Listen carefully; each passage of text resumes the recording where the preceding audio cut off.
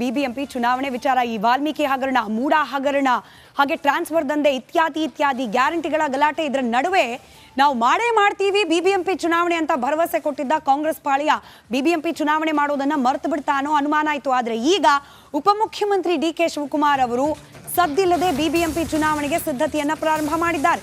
BBMP ಚುನಾವಣೆಗೆ ಅಣಿ ಆಗ್ತಾ ಇದೆಯಾ ಕಾಂಗ್ರೆಸ್ ಪಕ್ಷ? ಚುನಾವಣಾ ಪ್ರಾಥಮಿಕ ವರದಿಗೆ ಸಮಿತಿಯನ್ನ ರಚನೆ ಮಾಡಲಾಗಿದೆ ಸರ್ಕಾರದ ಕಡೆಯಿಂದ. ಡಿ.ಕೆ. ಶಿವಕುಮಾರ್ ಅವರೇ ಮುಂದೆ ನಿಂತು 5 ಸಮಿತಿಗಳನ್ನ ರಚನೆ ಮಾಡಿದ್ದಾರೆ. ಹಾಗಾದ್ರೆ ಅದರ ಹಿಂದಿನ ಗುರಿ ಏನು?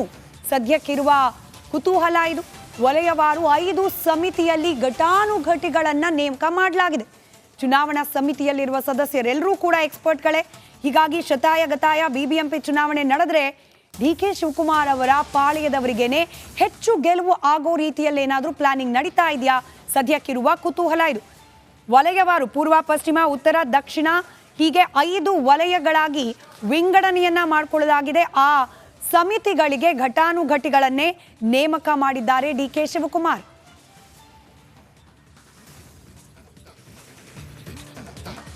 ಹಾಗಾದ್ರೆ ಯಾವ ರೀತಿ ನಡೀತಾ ಇದೆ ಪೂರ್ವ ಸಿದ್ಧತೆ ಬಿಬಿಎಂಪಿ ಚುನಾವಣೆಗೆ? ಇದಕ್ಕೆ ಸಂಬಂಧಪಟ್ಟ ಒಂದಷ್ಟು ಅಂಶಗಳನ್ನ ಗಮನಿಸೋಣ. ಬಿಬಿಎಂಪಿ ಚುನಾವಣಾ ಪೂರ್ವ ಸಿದ್ಧತೆಗೆ ಪಂಚ ಸಮಿತಿಗಳನ್ನ ರಚನೆ ಮಾಡಿದ್ದಾರೆ ಡಿ.ಕೆ. ಶಿವಕುಮಾರ್. ಚುನಾವಣಾ ಪೂರ್ವ ಸಿದ್ಧತೆಗೆ ಈ ಸಮಿತಿಯನ್ನ ರಚಿಸಿರೋದು. ಯಾವ ರೀತಿಯಾಗಿ ಮನೆ ಮನೆ ತಲುಪಿ ಬಿಬಿಎಂಪಿ ಚುನಾವಣೆ ಸಂದರ್ಭದಲ್ಲಿ ಕೈಪಾಳ್ಯದ ಕೈ ಮೇಲಾಗುವಂತೆ ಮಾಡಬೇಕು ಅನ್ನೋದಕ್ಕೆ ಪೂರ್ವ ಸಿದ್ಧತೆಯನ್ನ ಮಾಡಿಕೊಳ್ಳೋದು ಈ ಒಂದು ಸಮಿತಿಗಳ ಸದಸ್ಯರ ಟಾಸ್ಕ್. 5 ವಲಯಗಳಲ್ಲಿ 5 ಸಮಿತಿಯನ್ನ ರಚನೆ ಮಾಡಲಾಗಿದೆ. ಬಿಬಿಎಂಪಿ ವ್ಯಾಪ್ತಿಯ ಶಾಸಕರು ಹಾಗೆ ಮಾಜಿ ಶಾಸಕರು ಕೂಡ ಈ ಸಮಿತಿಯಲ್ಲಿದ್ದಾರೆ.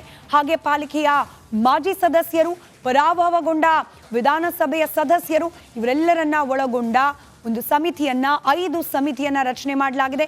ಲೋಕಸಭೆ ಅಭ್ಯರ್ಥಿಗಳು ಸ್ಥಳೀಯರ ಅಭಿಪ್ರಾಯವನ್ನ ಸಂಗ್ರಹ ಮಾಡುವ ಕೆಲಸವನ್ನ ಕೂಡ ಈ ಸಮಿತಿ ಮಾಡುತ್ತೆ. ಅಭಿಪ್ರಾಯ ಸಂಗ್ರಹಿಸಿ 1 ತಿಂಗಳಲ್ಲಿ ವರದಿ ನೀಡಬೇಕು ಅಂತ ಕೂಡ ಡಿ.ಕೆ. ಶಿವಕುಮಾರ್ ಅವರೇ ಸೂಚನೆಯನ್ನ ನೀಡಿದ್ದಾರೆ.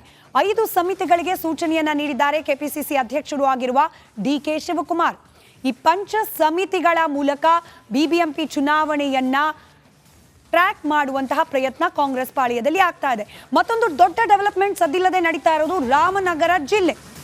ರಾಮನಗರ ಜಿಲ್ಲೆಯ ಮರುನಾಮಕರಣ ವಿಚಾರ. ಇದೀಗ ಕುಮಾರಸ್ವಾಮಿ ಹಾಗೆ ಡಿ.ಕೆ. ಶಿವಕುಮಾರ್ ಅವರ ನಡುವಿನ ಪರ್ಸನಲ್ ವಾರ್ ಮುಂದುವರೆದಿದೆ. ರಾಜಕೀಯ ದುರುದ್ದೇಶದಿಂದಾಗಿ ಹಾಗೆ ರಾಜಕೀಯ ಲಾಭದ ಏಕೈಕ ಉದ್ದೇಶದಿಂದಾಗಿ ರಾಮನಗರ ಜಿಲ್ಲೆಗೆ ಮರುನಾಮಕರಣ ಮಾಡಲಿಕ್ಕೆ ಇದೀಗ ಮುಂದಾಗಲಾಗ್ತಾ ಇದೆ ಕಾಂಗ್ರೆಸ್ನಿಂದ ಅನ್ನೋ ಆರೋಪ ದೋಸ್ತಿ ಪಾಳೆಯ ಮಾಡ್ತಾ ಇದೆ.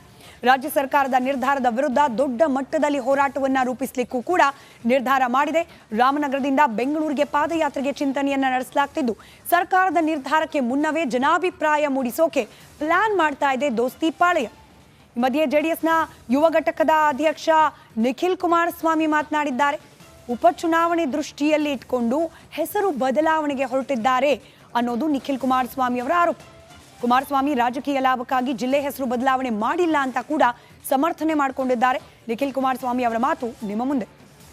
ಇದರಿಂದ ಯಾವುದೇ ಅನುಕೂಲ ಆಗೋದಿಲ್ಲ. ಕೇವಲ ಇದರಲ್ಲಿ ಅನುಕೂಲ ಆಗ್ತಕ್ಕಂಥದ್ದು ಕೆಲವೊಂದಷ್ಟು ರಿಯಲ್ ಎಸ್ಟೇಟು ದಂಧೆಕೋರರು ಯಾರಿದ್ದಾರೆ, ಕೆಲವೊಂದಷ್ಟು ರಿಯಲ್ ಎಸ್ಟೇಟ್ ಏಜೆಂಟ್ಗಳು, ಲ್ಯಾಂಡ್ ಗ್ರ್ಯಾಬರ್ಸ್ ಯಾರಿದ್ದಾರೆ, ಬಹುಶಃ ಅವ್ರಿಗೆ ಅನುಕೂಲ ಮಾಡಿಕೊಡ್ತಕ್ಕಂಥ ಈ ಒಂದು ಕಾರ್ಯಕ್ರಮ ಅಂತಕ್ಕಂಥದ್ದು ಬಿಟ್ಟರೆ ಬೇರೆ ಇಲ್ಲಿ ಜಿಲ್ಲೆ ಜನತೆಗೆ ಯಾವುದೇ ರೀತಿ ಅನುಕೂಲ ಆಗ್ತಕ್ಕಂಥ ಪ್ರಶ್ನೆನೇ ಇಲ್ಲ.